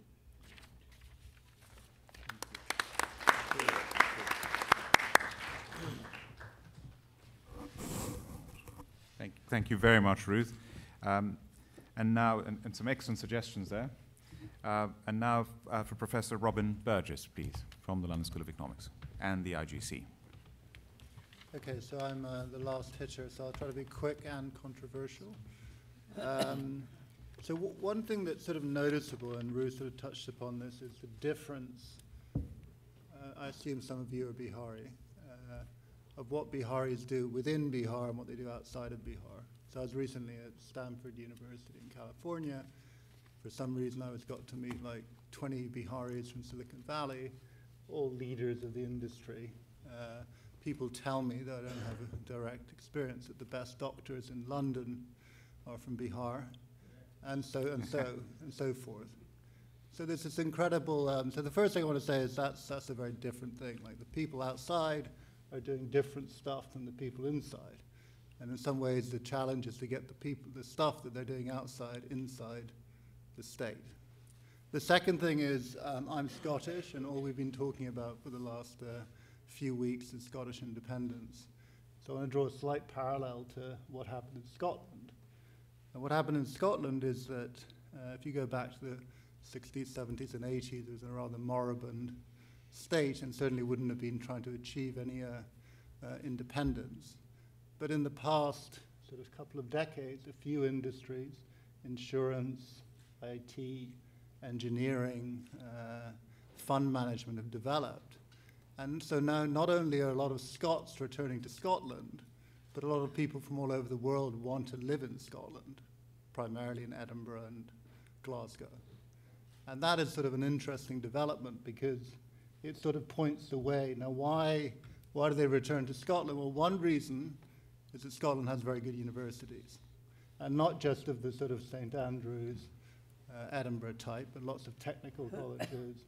And so a lot of people go and study in Scotland and then stay in Scotland from all over the world. And I think that that's something that Bihar could learn from. So in terms of being controversial, I'm going to try to sort of argue that Bihar may want to sort of shift gears. I mean, I think the Honorable Chief Minister gave a very good account of the sort of foundations of what they achieved. And the big shifting of gears is basically to maybe think less about rural development and more about cities, about industry, and about getting people who are doing very low productivity jobs in the countryside into cities, doing more productive jobs, and also to stop them leaving Bihar. So the sort of the first thing I wanted to say was, you know, obviously, given I'm involved with Nick here and others, I applaud the move to increase access to energy. I mean, the figure that I always remember is that citizens of Bihar consume 1% in terms of energy per capita relative to the US. 1%. So even in terms of GDP per capita and so forth, that's dwarfed by the... So why is access to energy important? Well, one reason it's important is that, we don't really know, is that it could boost productivity. So if you talk about fruit growing, food processing, you know, purely rural things, then it's quite possible that you can do more commercial stuff, you can have higher productivity. But I think even more interestingly, if you go to the towns and the cities, you could have a lot more retail, you could have a lot more industry. Now, we don't know that, and we're currently trying to study that, but I think that's the really exciting thing about, well, if you're doing 1% of US, I mean, India does 4% of US, so Bihar is well behind India. So I think that's one great area, because it's an area where I feel politically the government is very committed, and the bureaucracy is very committed, and it could really show other parts of India and other parts of the world who have similar huge problems with many of the citizens either having no access, like in remote rural areas, but even if they do have access, I forget the name of this famous movie that's going around India, which sort of points to these problems of electricity supply. Even if you do have access, it may just be for a few hours, there may be lots of blackouts, And if you're trying to run some business of some type, that's very, very difficult. So I think energy is sort of an area which is really, really important, and Bihar could lead the way. The second area is this sort of education idea. So in the US, all the states have sort of names, like I think New Jersey is the Garden State or something like that, and each state has these names. And I think there is a case to be made in Bihar for Bihar becoming the education state. And why do I think that? Because when you arrive in Patna, when you arrive in a typical Indian city, you see advertising for whiskey, deodorants, etc. When you arrive in Patna, what do you see? You see advertising for training colleges, tutoring colleges, computer colleges, IT colleges, which are all partly about getting out of Bihar, to get into the IITs, to get into the other. And so if you could sort of develop very consciously a much bigger higher education sector within Bihar, then that would have the same sort of effect as the colleges, the ex-polytechnics, technical institutes have had in Scotland, of retaining more talent in Bihar. And also going back to the Chief Minister's remarks about getting more of the poor Biharis through these improved secondary education into this sector. So what are you going to need to retain these people? Obviously, once they've completed their education, a university degree, medical degree, or whatever, they're going to have to get a job. And I think very linked to this idea of Bihar becoming the education state is that you're going to have to focus a lot on your cities. Because I've actually been to Bihar 8 times, I counted. One of them was in 1997, the first time I ever went to Bihar. My God, has the place changed. I mean, when you went in 1997, you couldn't go on the street after 9 p.m. Basically, every establishment was closed. And now we have a completely different Bihar. But we're still going to have to move up. So who do I meet in the airport, in Patna Airport? I meet Biharis who are software engineers in Bangalore, who are heading down to Bangalore to work in Bangalore. Who do I meet in the Hotel Marriott? I meet all sorts of aid experts, guys from ADB, World Bank, et cetera, And so there's this sort of weird disconnect whereby what you really want is you want to meet guys from Karnataka in Patna Airport who want to work or are working in Bihar. And in the Hotel Marriott, you want to meet investors from Asia, from Mumbai, from other parts of the world who are actually investing in industry in Bihar. So I think there's what I'm advocating is a sort of it's a longer term thing, but really to sort of shift the focus to cities. And why cities? Because if you don't have attractive cities to live in, like Edinburgh's and Glasgow's, where there's nice housing, there's attractive amenities, you're not going to get the best people, the people who are doctors here, who are engineers in Silicon Valley, to come back or to stay in Bihar. And so it's a rather sort of ambitious goal, but obviously Patna over time has improved, but it can't be argued to be comparable to Bangalore or one of these places in terms of a place to live and work. So just to finish there, I think there's a need to sort of shift the focus away from the promotion of agriculture and rural development, more towards the promotion of industry and services, which principally will take place in the cities of Bihar and the towns. Because you live in a very densely populated state and you're going to have to shift people into these places. And ideally, they don't all leave, at least the most talented ones, leave the state. Thank you.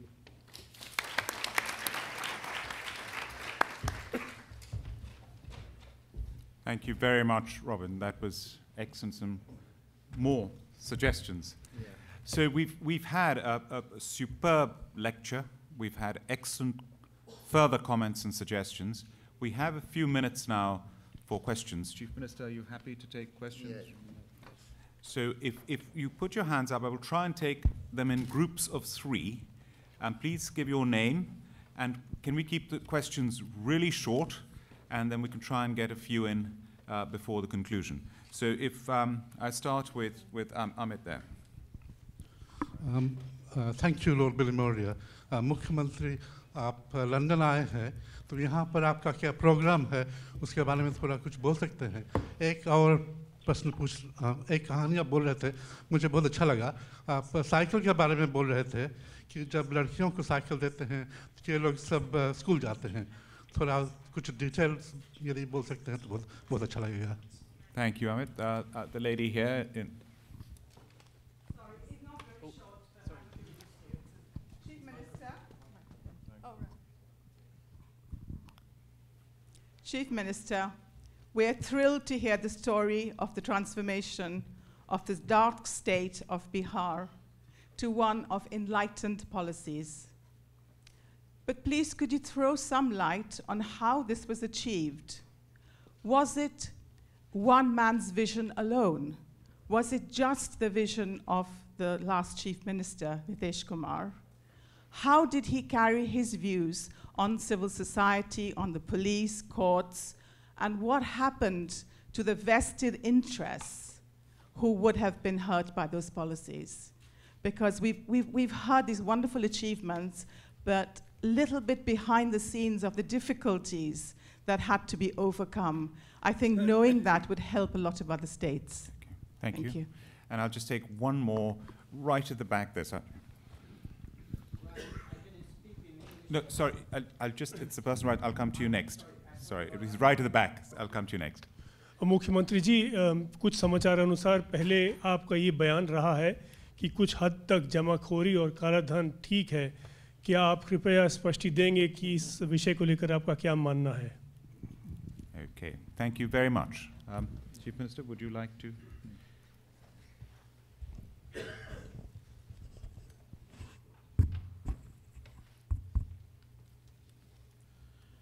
सबसे पहले जो आपने पूछा कि London हम आए हैं, क्या क्या प्रोग्राम है, उसके बारे में मैं बता दूं कि सबसे पहला मेरा उद्देश्य तो यही था कि आज आपके समक्ष अपनी बातों को रखूं और 25 तारीख को यहाँ से हम जाएंगे। दूसरी बात कि लंदन में कई एक जगहों को देखने का मौका मिला, बहुत हमें भाया यह शहर, यहाँ की सफाई और यहाँ की जो अनुशासन क्षमता, ये सारी बात मुझे अच्छी लगी। और जहाँ तक ये प्रश्न आया मेरे सामने कि नीतीश कुमार जी जो पूर्व मुख्यमंत्री बिहार में रहे, उन्होंने बिहार को सचमुच में एक नया बिहार का शक्ल उन्होंने दिया। और ये बात सही है, इस डेमोक्रेसी में हम नहीं कह सकते हैं कि वन मैन शो है, अनटिल अनलेस सबका समर्थन इंक्लूडिंग दैट ऑफ वहाँ के जनता का समर्थन यदि प्राप्त नहीं होता तो नीतीश कुमार जो बिहार को बनाने का काम किया नहीं कर पाते। लेकिन बावजूद इसके सारी जो बातें हैं और उपलब्धियां हैं, श्रेय उन्हीं को जाती है। इसलिए कि उन्होंने एक विजन दिया और कठिन मेहनत किया। हम 1980 से ही पॉलिटिक्स में हैं, विधायक और मंत्री के रूप में, और नीतीश कुमार के रूप में हमने 7वां मुख्यमंत्री को देखा और उनके साथ काम करने का मौका मिला।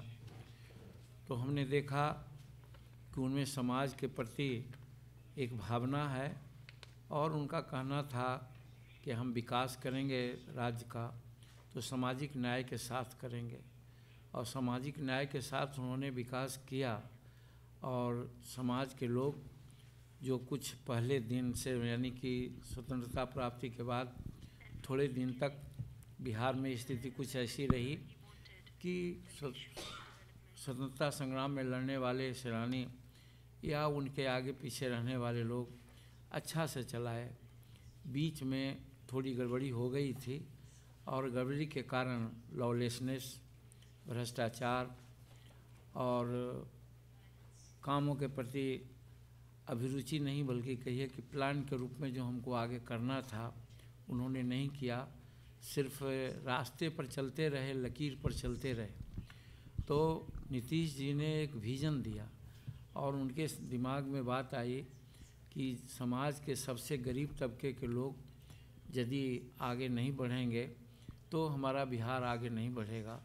इसके लिए चाहे उन्होंने लड़कियों के लिए साइकिल की बात दी या छात्रवृत्ति में वृद्धि की या उनको पोशाक दिया या जो हमारा त्रिस्तरीय पंचायतों का चुनाव था, नगर निकायों का चुनाव था, उसमें उनको आरक्षण दिया और टीचर्स के अपॉइंटमेंट में 50% उनको भागीदारी दी।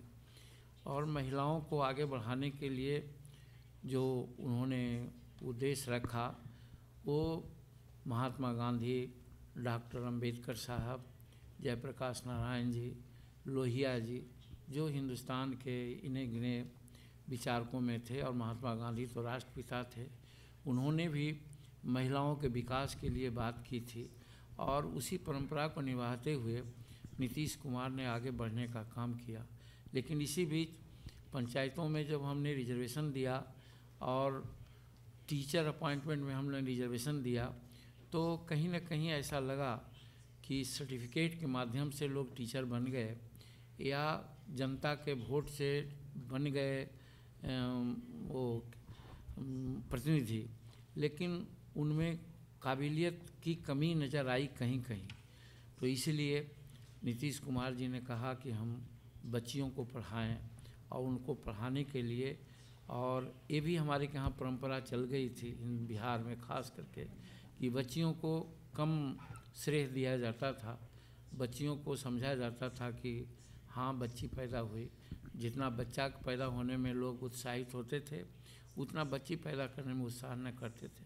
इस सब बात को देखते हुए उन्होंने महिला सशक्तिकरण को व्यू देते हुए बच्चियों को आगे बढ़ाने की काम किया। उसमें गरीब तबके के लोग कुछ ऐसे होते थे या हमारे यहाँ तब जब हम लोग ये सोचे थे हाई स्कूल में जाने के लिए 5 किलोमीटर 6 किलोमीटर जाना पड़ता था, और आज का जो व्यवस्था थी समाज की कि बच्चियों को जाने में अनेक प्रकार की दिक्कतें उठानी पड़ती थी। इसलिए हम लोगों ने सोचा था और नीतीश कुमार जी का ही ये सोच थी कि हमारी बच्ची यदि जाए तो किसी प्रकार की कोई दिक्कत न हो और समूह में जाए, तो इसीलिए उन्होंने साइकिल दी और साइकिल से सचमुच में गांव की बच्चियां स्कूल में जाने लगी और एक नहीं अनेकों की संख्या में, और वो पढ़ने लगी। और उसका नतीजा ये हुआ कि जो छात्राएं यानी लड़कियां बच्चों की संख्या में बहुत कम पढ़ती थी, और अब हम कह सकते हैं कि बच्चों की संख्या और बच्चियों की संख्या पढ़ने वालों की दोनों बराबर हो गई है। तो ये मेरा अचीवमेंट हुआ, इसीलिए साइकिल की बात दी गई। दूसरी बात ये भी हुई कि बच्चियां जो साइकिल से काम करती थी उससे एक उनमें स्वाभिमान जगह, सेल्फ रिलायंस जगह कि हम भी कुछ हैं। और दूसरी चीज़ ये भी हुई कि बच्चे अगर बाहर भी कहीं रहते थे, गार्जियन कहीं बाहर भी रहते थे, अगर घर में कुछ हाउस होल्ड की बात या माता उनकी बीमार पड़ गई या पिता बीमार पड़ गए, उनको डॉक्टर के यहाँ ले जाने की बात है, तो साइकिल के कैरियर पर बैठा करके बच्चियाँ इसको उनको ले जाती थी, दिखला देती थी, जिससे ऐसा लगा कि बच्चा और बच्ची में कोई फ़र्क नहीं बल्कि बच्ची रादर सर्विसेबल है। इसीलिए आज साइकिल देना हम लोगों के लिए बहुत अच्छा हुआ और हम समझते हैं, थैंक्स देते हैं और सब स्टेट को कि उन्होंने भी साइकिल देने की परंपरा अपनाई। लेकिन अभी भी जितने मात्रा में हमने साइकिल दी है उतने मात्रा में वो लोग दूसरे लोग नहीं दिया है, और हम इसको इनलार्ज करने के चक्कर में हैं। अभी 9वां पास बच्चियों को हमने देते हैं, 9वां से ही देते हैं। हम प्रयास करना चाहेंगे कि और कुछ 8वां से पास करने वाली बच्चियों को भी हम साइकिल दें। ये व्यवस्था इतनी अच्छी हुई है कि इसको जितना भी हम करेंगे कम रहेगा, इसीलिए हम लोगों ने साइकिल की बात की है और साइकिल से बहुत बड़ा प्रभाव पड़ा है। आज हम लोग बिहार में 7 लाख साइकिल बच्चियों को हमने दी है, बच्चों को भी लगभग उतना ही दिया है। 15 लाख साइकिल के आसपास में हम लोगों ने बांटा और प्रति साल इसका नंबर बढ़ रहा है। इसके बाद हमारे नेक्स्ट भाई साहब ने कहा, हमने एक जगह कही थी, व्यापारियों के सामने बैठक हमारी हो रही थी, तो उसको अखबार वालों ने कुछ दूसरे ढंग से लिया। हमारा ये कहना था कि कोई चोरी करता है अपना लेवियस लाइफ व्यतीत करने के लिए, कोई चोरी करता है हम करोड़पति हो जाएं, अरबपति हो जाएं, लेकिन यदि कोई किसी कारण से, ये नहीं कि हैबिचुअल करते हैं, किसी कारण से अगर वो पकड़ा गया मामूली कालाबाजारी करने में, और वो कालाबाजारी इसलिए कि अपने पेट के लिए, अपने बाल बच्चों को पढ़ाने के लिए, या माँ बाप जो बीमार हैं उनकी बीमारी के लिए अगर पैसा नहीं है, वैसी परिस्थिति में अगर कहीं पर छिपा करके या कुछ ज़्यादा दाम ले करके वो अपना काम कर लेता है, बच्चों को पढ़ा लेता है, अपना पेट की भूख को मिटा लेता है, अपने माता पिता या अपने बच्चों को बीमारी से मुक्त करा देता है, तो इन रियल सेंस ऐसे टर्मोलॉजी में तो कर सकते हैं कि that is not accepted, but in real sense कि अगर कहीं हम सरकार मदद न कर रहे हैं, समाज मदद नहीं कर रहे हैं और कहीं से कोई गुंजाइश नहीं, तो वैसी परिस्थिति में अगर 2 पैसा वो कमा लेता है तो हम उसको बुरा नहीं मानते हैं. That was my spirit. Now, we have only got time for one more round of questions. The gentleman here who thought, if you go first, yes, in the check shirt. And if we keep them really brief, we'll get them in. Lord Chairman, I would be very brief, but I will seek your permission if I can address to my Chief Minister and Chief Secretary directly in Hindi. Okay? माननीय मुख्यमंत्री जी और माननीय मुख्य सचिव जी और doctor Gupta ji, आपका अभिनंदन करता हूँ. और this is nothing could be more truthful than that public lecture title, The Bihar Story, the Resurrection of a State Inclusive and Growth.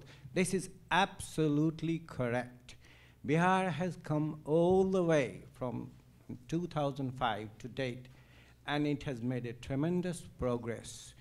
I or anybody can walk from Moria Lok to Kankerbagh to any part of Patna city without fear. I can take my daughter and my wife, and she wouldn't say, because I do not know any police officer, I do not have any connection. I've been living in UK for 36 years. So, but I go there 2 or 3 times a year. I've recently come back after 2 months because I retired.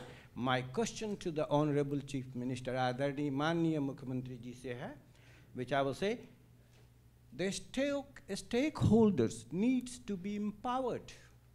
And empowerment is only limited to people who are privileged, not in terms of money or otherwise. Influence males. Can we please be brief? Yes. Please. Unless the people get empowered, whether they are from the lowest strata of the society or from the well-off like me, I will say I'm well-off because I can lead a standard of living like anybody else in the Bihar. But nobody will listen to me. So empowerment of the people at block level, circle officer level, BDO level, to the honorable secretaries and principal secretaries to the government of Bihar. I think you've made, thank you very much. And the lady right at the back there. Yes. I'm Shrimoy. My Hindi is kind of okay, so I'll just keep it very brief. So my question is kind of to both Lord Bilimoria and the Minister. You've invested in Bihar in your factories, and we were talking about, Professor Robin was talking about investment in Bihar, about that's what would attract people to go to work there and things like that. Firstly, Lord Bilimoria, why did you choose Bihar out of all the states? And to the Minister, are you encouraging more foreign investment in Bihar? Okay. Thank you. Thank you. And the last question, the gentleman in the Cambridge blue pullover. I couldn't resist that, sorry. Thank you. Thank you, Chief Minister. Very interesting speech. I've taken one lesson, is that tax reform is one of the key aspects of governance and institutional reform. I work for Christian Aid, a British charity, and we do encourage tax reform as a key centerpiece for good governance. I'd like to ask the Honourable Minister, which types of taxes are you allowed to levy as the Bihar government? Which tax powers do you have? And how do you intend to progress your resource mobilization targets in the future in order to become more self-sufficient in revenue? And also, whether the tax exemptions you give to foreign investors, whether you consider them on a cost-benefit basis on your revenue mobilization targets. Thank you. Thank you very much. I'm sorry if those who didn't get in. Chief Minister, please, if you could be happy to answer those 3 questions.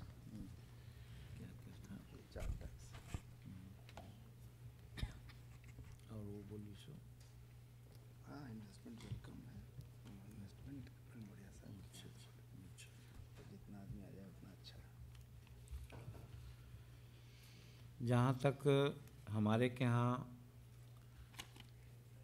Tax और tax से राजस्व प्राप्ति का सवाल है, सबसे पहले तो हम यही कहेंगे कि हमारा स्टेट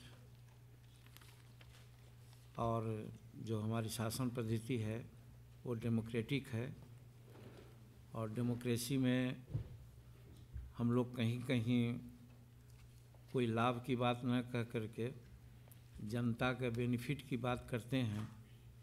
बावजूद उसके हमारे के यहाँ सेल टैक्सेस है, एक्साइज टैक्सेस है, रजिस्ट्रेशन टैक्सेस है और एंट्री टैक्स। तो विशेष करके सेल टैक्स में हम लोग बहुत हिसाब से आगे बढ़ते हैं, इसलिए कि उसका डायरेक्ट प्रभाव हमारे आम जन पर पड़ता है, तो उसको बहुत मॉडेस्ट रूप में हम लोग प्राप्त करने का प्रयास करते हैं। हमारा ज़्यादा से ज़्यादा जो आंतरिक संसाधन करते हैं, इंटरनल रिसोर्सेज करते हैं, उसमें एक्साइज टैक्सेस है। एक्साइज में हम लोग इस रूप में चलते हैं कि महात्मा गांधी ने नशाबंदी की बात की थी। आज भी समाज में नशा जो हमारे के यहाँ बिहार में माना जाता है, हिंदुस्तान एज ए होल की भी बात नहीं, बिहार की बात है, बावजूद उसके स्मगलिंग या दूसरे तरह से एक्साइज को यूज़ करने के चक्कर में हमारे के यहाँ काफ़ी लॉस होता है रेवेन्यू का। इसलिए हम लोग एक्साइज को ज़्यादा प्रीफर करते हैं। अभी हाल में हम लोगों ने काफ़ी दाम मैंने प्राइस बढ़ाया है, और इसके पीछे एक ही चीज़ है कि हमको आंतरिक संसाधन जुड़ जाए, लेकिन साइमल्टेनियसली हमारे गरीब तबके के लोग हैं उनके अप्रोच से बाहर हो जाए, सो दैट कि they can live the habit of intoxication also. इसीलिए हम लोग दाम बढ़ाते जा रहे हैं, और उसी से हमको काफ़ी आमदनी हो रही, काफ़ी इंटरनल रिसोर्सेज हो रहा है। रजिस्ट्रेशन टैक्स में थोड़ा सा हम लोग आगे बढ़े थे, इससे हमको अच्छा आमदनी भी मिल रही थी, लेकिन इसमें थोड़ा सा हम लोग कार्रवाई की है, इसलिए कि जो अभी समाज का सेटअप वहाँ हो गया है, उसमें गरीब तबके के लोग बिहार सरकार ने जो सुविधा दी है, और खेती में, व्यापार में और ये सब चीज़ में जो काम किया है विगत 8 वर्षों में, 9 वर्षों में, तो जो परचेजिंग पावर है गरीबों का वो बढ़ा है, और गरीब लोग अभी इंडस्ट्री की ओर लोग मूवमेंट नहीं किया है, टाउन में लोग नहीं आना चाहता है, उतना पहुंच से बाहर है, इसलिए अपने गांव में ही 1 डिसमिल, 2 डिसमिल, 10 डिसमिल, 20 डिसमिल ज़मीन वो लोग खरीद करके अपना लाइवलीहुड बाई कल्टीवेशन तैयार करना चाहते हैं। इसके लिए ज़मीन पराया वो खरीदते हैं, एक चीज़। दूसरा पक्ष ये भी है कि कहीं कहीं गरीबी के कारण अपने माता पिता की बीमारी या अपने बेटियों की शादी इत्यादि के समय में भी उनको ज़मीन बेचने की ज़रूरत हो जाती है। तो वैसे समय में यदि रजिस्ट्रेशन में हम ज़्यादा पैसा लेंगे तो उनको ज़मीन का दाम कम पड़ेगा, इसलिए उनके ज़मीन के दाम को आगे बढ़ाने के लिए और फिर ज़मीन खरीदने में उनको सहूलियत हो, इसके लिए भी रजिस्ट्रेशन टैक्स हम लोग हिसाब से लगाया है, लेकिन इससे आमदनी का भी एक स्रोत हमारा है। एंट्री टैक्स हमारे के यहाँ है कि हमारे के यहाँ का माइंस हो, सैंड्स हो या स्टोन चिप्स हो, ये सब भी दूसरे राज्यों में जाते हैं तो निश्चित रूप में हम काफ़ी ट्रकें वहाँ चलती हैं या और सामान जाते हैं, तो उस पर हम लोग टैक्स लगाते हैं और इसके माध्यम से हम लोगों को काफ़ी आमदनी होती है। एंड दैट्स वाई अभी हम अपने भाषण में कहा कि जो आंतरिक संसाधन हमारा जो आमदनी थी वो कंसिडरेबली बढ़ा है। तो यही हम आप लोगों को बताना चाहते हैं कि इन सब से हमको फ़ायदा हुआ है और यही मेरा टैक्स स्ट्रक्चर है। क्या है? अच्छा अच्छा अच्छा। तो और इसके बाद बरमरिया साहब आपको इन्वेस्टमेंट किया तो कितना खुशी का बात है, और लोग भी आए। We are very welcome investment, all type of investments are very welcome. And so far investment is concern, आप हिंदी समझेंगे ना? हम लोग चाहते हैं ज़्यादा से ज़्यादा इन्वेस्टमेंट आए सब जगह। तो एक चीज़ है हमारे के यहाँ कि सबसे बड़ी बात हमारे के यहाँ जो मानव शक्ति जिसको कहा जाता है वो काफ़ी है। आप जानते होंगे, और जैसा कि मैंने अपने भाषण में बतलाया है कि डेंसिटी ऑफ द पॉपुलेशन हमारे बिहार में 1100 पर स्क्वायर किलोमीटर है, वेयर एज हिंदुस्तान का डेंसिटी 370 समथिंग है। दैट मीन्स कि हम लोग यहाँ जनसंख्या ज़्यादा है, और जनसंख्या में जो खेती की भी बात मैंने कही लास्ट में कि हम खेती से ही पहले अपने राष्ट्रीय इनकम का 90% एंड एबव देते थे, जुटाते थे। आज उसमें कंसिडरेबली कम हुई है और जनसंख्या भी हमारी बढ़ी है। जनसंख्या 11 करोड़ हमारी है बिहार की। तो वैसी परिस्थिति में बिहार की जनसंख्या को अभी आधुनिक साधन, फर्टिलाइज़र का अधिक प्रयोग इत्यादि करके हम लोग अनाज पैदा कर रहे हैं। दैट्स एनफ कि हमारे यहाँ स्टार्वेशन नहीं है। लेकिन इसके बहुत से एस्पेक्ट्स हैं कि अब केमिकल फर्टिलाइज़र हम लोग दे रहे हैं, कीटनाशक दवाइयों का प्रयोग कर रहे हैं, और वो बहुत हद तक हमारे हेल्थ को और वातावरण को वो इंजोर कर रहा है। तो वैसी इंजरी के बचने के लिए हम लोग प्रयास कर रहे हैं कि खेती को हम आधुनिक ढंग से न करके पुराने ढंग से, जिसमें वो जो कहा रासायनिक खाद न करके वो उसको कौन खाद कहते हैं, ऑर्गेनिक खाद तैयार करें और अच्छा खेती करें।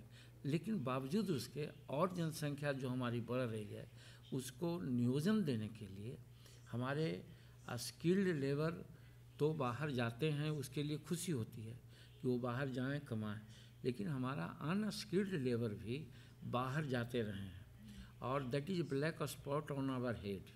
तो that's why we have decided कि एज लेस एज पॉसिबल हमारे जो अनस्किल्ड लेबर है नहीं जाए, और इसके लिए विगत 8 वर्षों में सिंस 2005 हम लोगों ने प्रयास किया है, इंफ्रास्ट्रक्चर डेवलप किया है, जिससे बाहर मजदूर जाना कम हो गए। हरियाणा में जाते थे, हरियाणा में हमारे मजदूर 200 रुपया कमाते थे, आज वहाँ 500 रुपया भी देता है तो भी अब मजदूर नहीं मिलता है। महाराष्ट्र का कई एक मिल है जो बंद हो गया, हमारे लोग वहाँ जाते थे, अब नहीं जा रहे हैं। इसके बावजूद भी हम समझते हैं कि अनटिल अनलेस एग्रीकल्चर सेक्टर में, सॉफ्टवेयर सर्किट में और जितना भी हैं मैकेनिकल में, ये सब में अगर इन्वेस्टमेंट आता है हमारे के यहाँ, हम वहाँ मजदूर लोकल वहाँ लगाते हैं, तो मेरा मजदूर का प्लान वहाँ नहीं बाहर जाएगा। इसीलिए हम लोग इनवाइट करने आए हैं भी, आप लोगों से भी अनुरोध करते हैं, और सभी आज हम यहाँ के स्टेट मिनिस्टर से मिले, उनसे भी हमने कहा कि as many as possible you में डायरेक्ट कि कुछ लोग आवें हमारे के यहाँ इन्वेस्ट करें। हम लोग बिजली, पानी, लॉ एंड ऑर्डर सब की सुविधा देंगे, और जब ज़्यादा से ज़्यादा इन्वेस्टमेंट हमारे के यहाँ होगा तो जो हमारा प्लान होता है अनस्किल्ड लेबर का वो कम होगा। इसलिए we want more and more investment there. Thank you.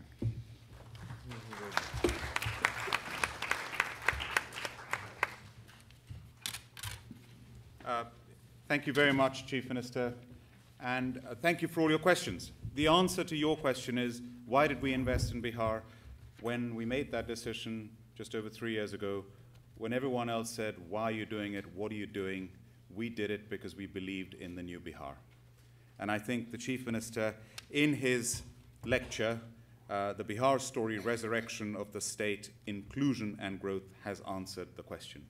Because he talked about the power of democracy, state building, governance, development with justice, inclusive growth, and with passion, and with his personal experience and his genuine wanting to uplift the poor, the Dalits, the Mahadalits, the scheduled castes, the scheduled tribes, and to deliver growth and good governance with accountability, fairness, and transparency. Dr. Shaibal Gupta, with his excellent suggestions, in putting it in the context of the historical baggage, post-independence, and then the last 8 years of the Nitish Kumar government with its strategy of techno-managerial and institutional reform. Dr. Ruth Katamuri, with your excellent suggestions about new institutions that have been set up, the IITs as an example, Nalanda International University with Amartya Sen as Chancellor. How wonderful, and that has been launched just now, within a few days of this conference. That is such serendipity. Health services, the Bihar diaspora, and also, Ruth, I'm glad you brought up the importance of disabled children and disability that need to be addressed, and the huge potential for tourism in Bihar, and also the suggestion of high-rise buildings to tackle the land shortage.